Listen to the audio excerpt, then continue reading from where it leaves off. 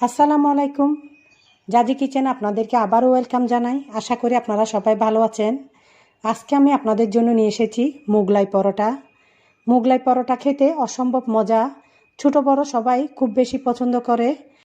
আমরা সব সময় এক ধরনের খাবার খেয়ে থাকি, মাঝে মধ্যে সকালে আর বিকালের নাস্তায় আমরা যদি ভিন্নতা নিয়ে আসি তাহলে খাবারে স্বাদটা অন্যরকম হয়ে যায়।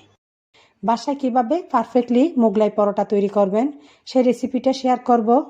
রেসিপি শেয়ার করার আগে আপনাদের কাছে আমার একটা অনুরোধ, যারা আমার চ্যানেলে নতুন, এখন আমার চ্যানেলটি সাবস্ক্রাইব করেননি, প্লিজ সাবস্ক্রাইব করে রাখবেন। পাশে থাকা বেল আইকনটি ক্লিক করবেন, তাহলে নিত্য নতুন রেসিপিগুলো আপনাদের মোবাইলে পেয়ে যাবেন। প্রথমে শুরুতে একটি মিক্সিং বোলে 2 কাপ ময়দা, স্বাদ মতো লবণ, 3 টেবিল চামচ তেল দিয়ে দিলাম। সব একসাথে একটু মিশিয়ে নিচ্ছি। এরপর দিয়ে দিচ্ছি নর্মাল পানি। অল্প অল্প করে নর্মাল পানি দিয়ে আমি একটা নরম ডো মেখে নিব।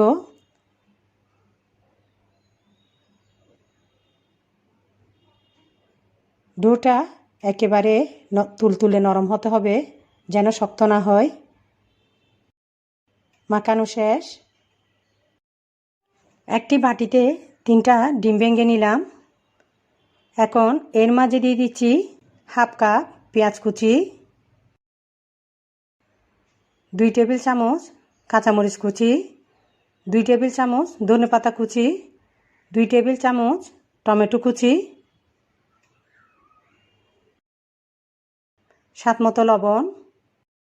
সব একসাথে এখন মিশিয়ে নিব। দেখুন, নেড়ে চেড়ে সব মিশিয়ে নিচ্ছি।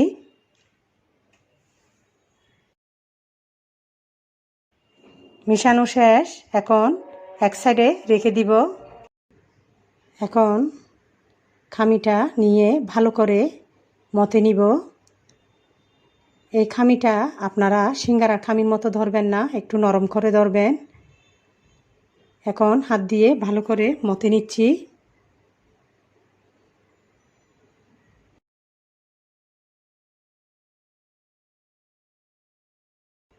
সবগুলো বড় বড় সাইজের করে লেচি কেটে নিব।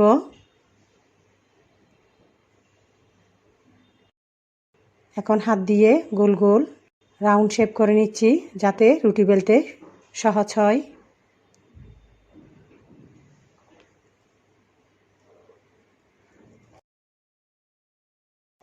এখন পাতলা করে রুটি বেলে নিব।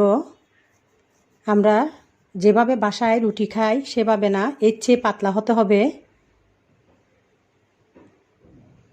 আপনারা দেখে বুঝে নেন যে কতটা পাতলা করেছি। আমি একটু কাছ থেকে দেখাচ্ছি আপনাদেরকে।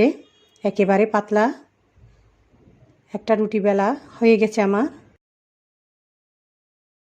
আমি এভাবে সব রুটিগুলো বেলে নিব। এখানে একটি ভাতের প্লেটে একটা রুটি নিয়ে নিলাম। এরপর দিয়ে দিচ্ছি পরিমাণ মতো ডিমের মিশ্রণটি।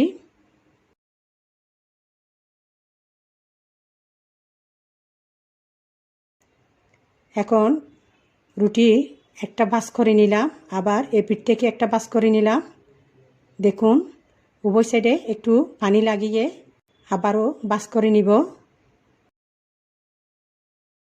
দেখুন, লক করে দিচ্ছি এদিক থেকে, আবার ওই সাইড থেকেও লক করে দিব। ভাতের প্লেটে নিয়ে যদি আপনি এটা করেন তাহলে ডিমটা বেরিয়ে আসবে না। এখন চুলায় পর্যাপ্ত পরিমাণ তেল দিয়ে দিলাম। তেল গরম হয়ে এসেছে। এ পর্যায়ে আমি একটা মুগলাই পরোটা দিয়ে দিচ্ছি। মুগলাই পরোটা কিন্তু একটা বানানোর পর তেলে দিয়ে দিতে হয়, একসাথে সব বানিয়ে দেওয়া যায় না, কারণ ডিমটা বেরিয়ে আসে। এখন একটু একটু তেল ছিটিয়ে দিচ্ছি। চুলার আঁচটা একেবারে লোতে রাখবেন, না হয় বাইরের সাইডটা পুড়ে যাবে, ভিতরে কাঁচা থেকে যাবে। আপনারা খেয়াল করুন, আমি কিন্তু চুলার আঁচটা একেবারে লোতে রেখেছি। এখন হয়ে এসেছে। আমি একটা খুন্তির সাহায্যে মাঝখানে একটু কেটে দিচ্ছি। দেখুন, এভাবে খুবই সহজ। সবাই বলে যে মোগলাই পরোটা ভিতরে কাঁচা থেকে যায়, আপনারা এভাবে করে দেখিয়েন, তাহলে কাঁচা থাকবে না, খুব নিমিষেই পারফেক্টলি হয়ে যাবে। আমার একটা মোগলাই পরোটা হয়ে এসেছে, আমি প্লেটে উঠে নিচ্ছি। দেখুন খুবই সহজ। এখন আরেকটা দিয়ে দিলাম, একটু তেল ছিটিয়ে দিচ্ছি। আমরা চাইলে খুব সহজে যে কোনো কিছু বাসায় তৈরি করতে পারি। এটা খেতে খুবই মজা মোগলাই পরোটা। বিকালের নাস্তায় খুব সহজভাবে মোগলাই পরোটা তৈরি করা যায়।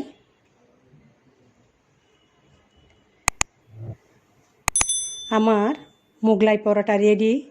দেখলেন তো কত সহজেই তৈরি করে ফেললাম।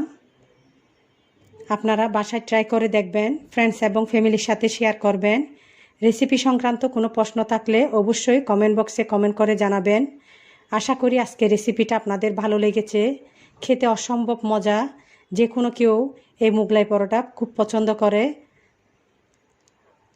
যদি আমার রেসিপিগুলো আপনাদের ভালো লাগে তাহলে অবশ্যই লাইক কমেন্ট শেয়ার করবেন। এই ধরনের ইজি রেসিপি পেতে আপনারা অল টাইম আমার সাথে থাকবেন। লং টাইম ধরে আমার ভিডিও দেখার জন্য আপনাদেরকে ধন্যবাদ জানিয়ে আজকে তাহলে এখানেই বিদায় নিচ্ছি। সবাই ভালো থাকবেন আর আমার পরিবারের জন্য দোয়া করবেন। আল্লাহ হাফেজ।